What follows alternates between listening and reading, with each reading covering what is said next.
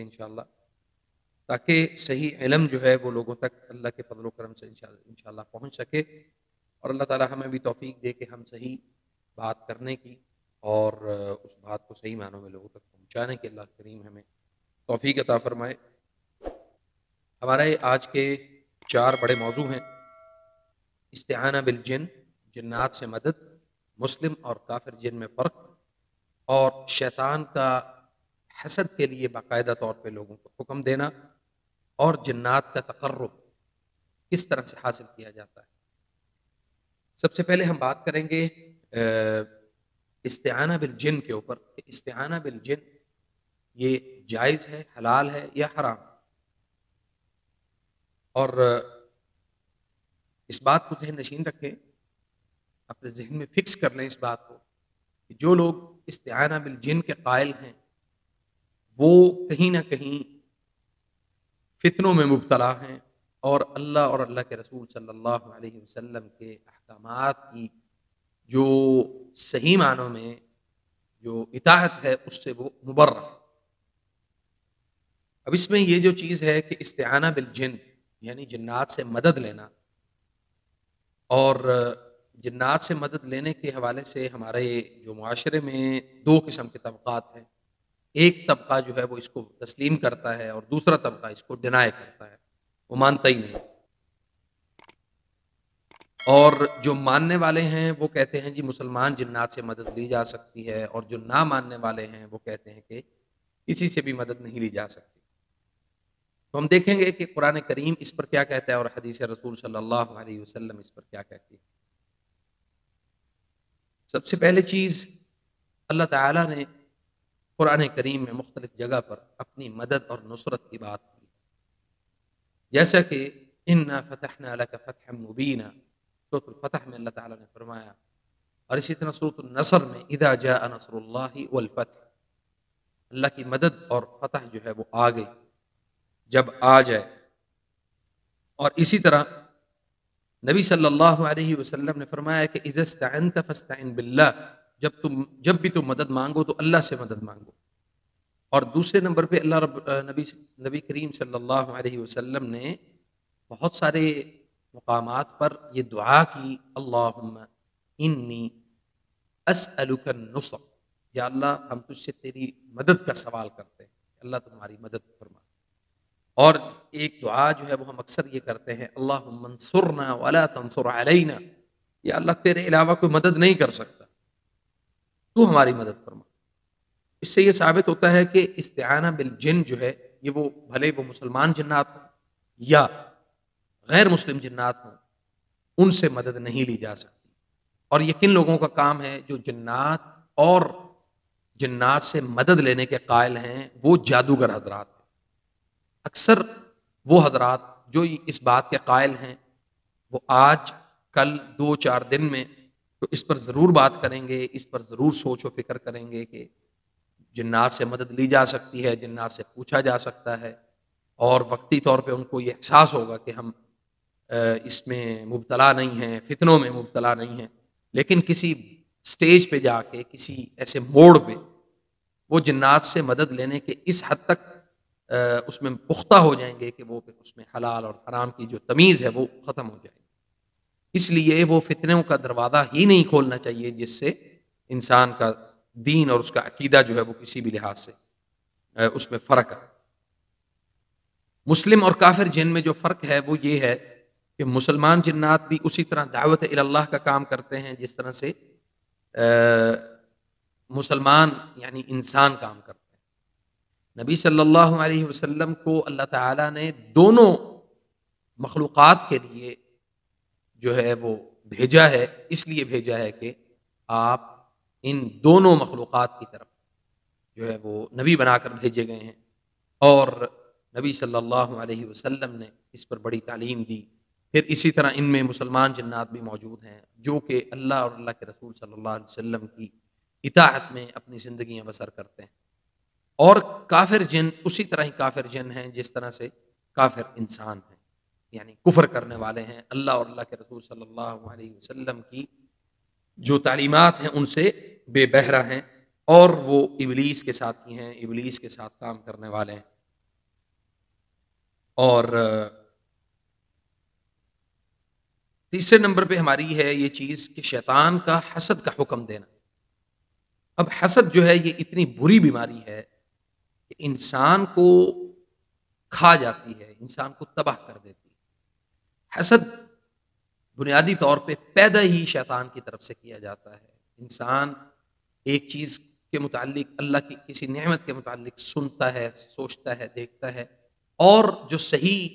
العقیدہ مسلمان ہے وہ اللہ سے طلب کرتا ہے. لیکن جس کے دل میں کینہ اور بغض ہو اور حسد ہو، وہ پھر اللہ تعالیٰ سے طلب نہیں کرتا، وہ لوگوں کی نعمتوں کو دیکھ کر جلتا رہتا ہے. اسی چیز کو حسد کہتے ہیں. اور پھر وہ لوگوں سے طلب کرتا ہے، وہ اللہ سے طلب نہیں کرتا. حاسد بنیادی طور پہ وہ اللہ اور اللہ کے رسول صلی اللہ علیہ وسلم کا اور پھر اللہ کے بندوں کا وہ دشمن ہے. اور اس کی دشمنی یہاں تک جاتی ہے کہ شیطان اس کے دل میں اس بات کا القاء کرتا ہے، اس کو انڈیلتا ہے، اس کے دل میں یہ بات ڈالتا ہے کہ تمہارے پاس یہ چیز نہیں ہے، اس کے پاس کیسے آ گئی؟ کل تک وہ اس طرح سے تھا، آج وہ اتنا امیر اور کبیر کیسے ہو گیا؟ کل تک وہ بھوکا سوتا تھا، آج اس کے پاس کوٹھی بنگلہ اور مکان اور دنیا کی نعمتیں کہاں سے آ گئی؟ نبی صلی اللہ علیہ وسلم نے جن لوگوں سے حسد کی اجازت دی ہے وہ دو یا غالباً تین قسم کے لوگ ہیں. ان میں ایک وہ ہے جو قاری القرآن ہے، بہت اچھی تلاوت کرتا ہے، اور بندہ یہ حسد میں یعنی اس میں یہ وہ والا حسد نہیں ہوگا، اس میں ایک تلقین ہے کہ وہ شخص اس بات کی طرف آئے کہ یا اللہ، اس کو تو نے اتنی اچھی آواز دی، قرآن کریم کی تلاوت کی، قرآن کریم کو پڑھنے کی، اس کو سمجھنے کی، علماء کی، اللہ مجھے بھی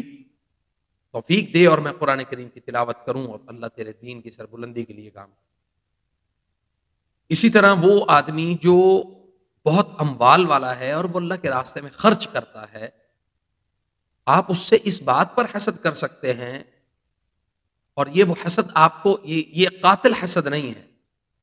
یہ وہ حسد ہے جو جائز ہے اور حلال ہے،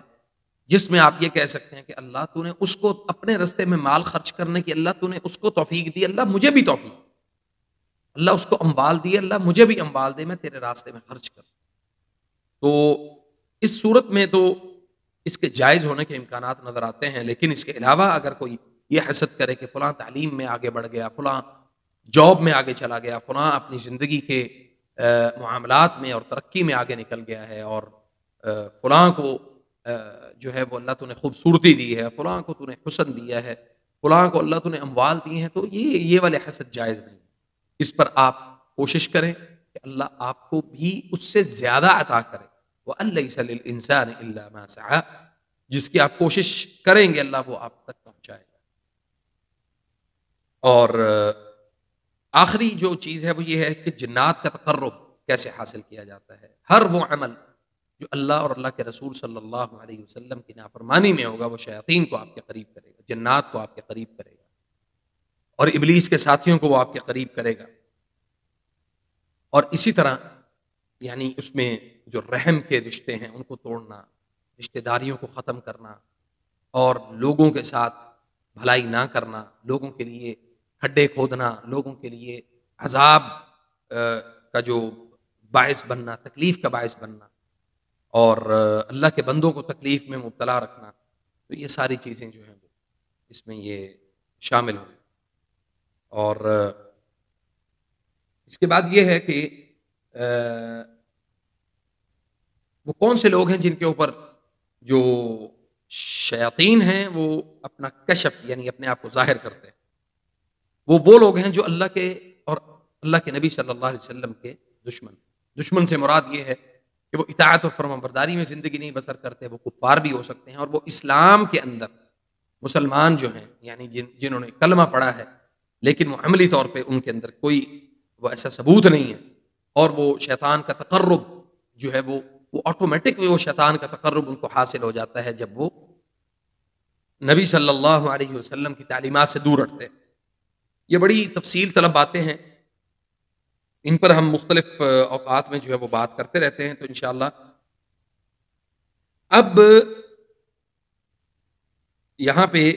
سورۃ المجادلہ میں اللہ تعالیٰ نے جیسے فرمایا کہ استحوذ علیہم الشیطان فانساہم ذکر اللہ،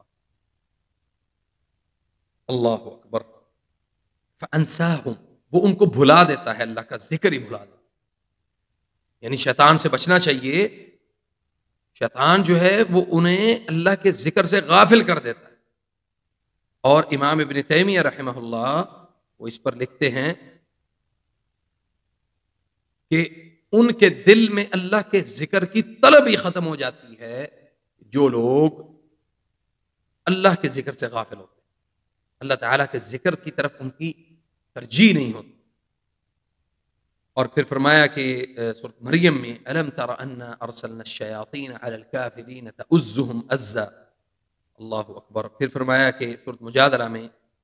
استحوذ علیہم الشیطان فانساہم ذکر اللہ اولئک حزب الشیطان، اللہ اکبر، یہ شیطان کے ساتھی ہیں جو اللہ کے ذکر سے غافل ہو جاتے ہیں۔ الا ان حزب الشیطان هم الخاسرون، خبردار اس بات کو ذہن میں بٹھا لو کہ جو شیطان کے حزب ہے، اس کی جو جماعت ہے، وہ خسارہ پانے والے ہیں۔ کتنے ایسے مسلمان ہیں، کتنے ایسے اسلام کے دعوے دار ہیں۔ ابھی میں نے ایک دن پہلے جو ہے وہ ایک ویڈیو اپلوڈ کی، ایک خاتون نے اپنے گھر کے باہر سے غالباً کوئی تعویذ یا کوئی جادو، کوئی سر کے اوپر لکھا ہوا جادو تھا، وہ اس میں چلا چلا کے وہ عورت کہہ رہی ہے کہ یہ مسلمانوں کا عمل نہیں ہو سکتا، یہ اسلام والوں کا عمل نہیں ہو سکتا۔ ہمارے اخلاقیات، ہماری اقدار، ہمارے بولنے چالنے کے جو طریقے ہیں وہ لوگوں کے ساتھ، یعنی سب کچھ، ہر چیز کا ہم بیڑا غرق کر چکے ہیں۔ تو اب یاد رکھیں کہ اولیاء الرحمن جو اللہ کے دوست ہوتے ہیں، الذین اکرمہم، وہ بہت عزت والے لوگ ہوتے ہیں۔ اللہ تعالیٰ ان کی عزت کرتا ہے، اپنے فرشتوں کے ذریعے سے ان کی عزت کرواتا ہے۔ اور جو حزب الشیطان ہیں، شیطان کی جماعت کے لوگ ہیں، شیطان کے ساتھی ہیں، اس میں بہت سارے لوگ ہیں۔ کبھی انشاءاللہ تعالیٰ اس پر تفصیلی گفتگو کریں گے جیسے انشاءاللہ ہمیں موقع ملا۔ تو خاص طور پہ وہ لوگ جو یہ کہتے ہیں کہ ہم، بظاہر یہ نظر آتا ہے کہ یہ اللہ کے بندے ہیں، لیکن وہ لوگ جو استعانہ بالجن کے اوپر یعنی اس کے قائل ہیں، وہ اکثر لوگ یہ کہتے ہیں جی میرے پاس عبد الرحمن بھی ہے، میرے پاس عبداللہ ہے، میرے پاس فلاں ہے، میرے پاس فلاں فلاں صحابی جن ہے، 1400-1500 سال اس کی عمر ہے، کسی کی 1800 سال اس کی عمر ہے، عمریں بہت زیادہ ہوتی ہیں ان کی، اس میں کوئی شک نہیں ہے، اس میں مسلمان بھی ہیں، غیر مسلم بھی ہیں۔ لیکن یہ کہنا کہ میں نے ان کو اپنے ساتھ باقاعدہ منسلک کیا ہوا ہے، تو یہ وہ لوگ نہیں ہیں، وہ اولیاء الرحمن نہیں، وہ اولیاء الشیطان ہیں کہ جو لوگوں کو ان کے غیب کی خبریں ان کو بتا رہے ہیں۔ آپ غیب کی خبریں مت بتائیں، علامات، کوئی بھی ڈاکٹر ہے وہ جب تک کسی چیز کا ٹیسٹ نہیں کرتا وہ تب تک آپ کو ڈائگنوز نہیں کر پاتا کہ آپ کے جسم میں، پیٹ میں کون سی بیماری ہے۔ وہ ایک علم ہے اللہ کا، اللہ نے وہ علم دیا ہے۔ لیکن یہ کہنا کہ میں نے جی جنات سے پوچھا ہے، جنات پتہ کر کے بتا دیں گے، تو وہ بتائیں گے تو میں پھر آپ کو تفصیل اس کی بتاؤں گا، تو بالکل یہ درست نہیں ہے، جائز نہیں ہے۔ اس کی ایک زندہ مثال جو ہے وہ اگر آپ فیس بک استعمال کرتے ہیں تو اس کے اوپر جو کہ میری نظروں سے گزرا ہے، وہ بھاگیشور دھام ایک نام کا ہندو پنڈت ہے جو کہ لوگوں کو ان کی وہاں پہنچنے سے پہلے ان کے متعلق سب کچھ لکھ کے رکھتا ہے۔ اب اس میں پھر اور ایک ایسے شخص میں کوئی فرق نہیں ہے جو کہ یہ دعویٰ کرے کہ آپ کی بیماری میں آپ کے آنے سے پہلے آپ کو میں انفارم کر دوں۔ تو یہ لوگ جنات کے مدد کے جو قائل ہیں، ان میں اور ان جادوگروں میں یا ان پنڈتوں میں اور ان ساحروں میں کوئی فرق نہیں ہے کہ جو آپ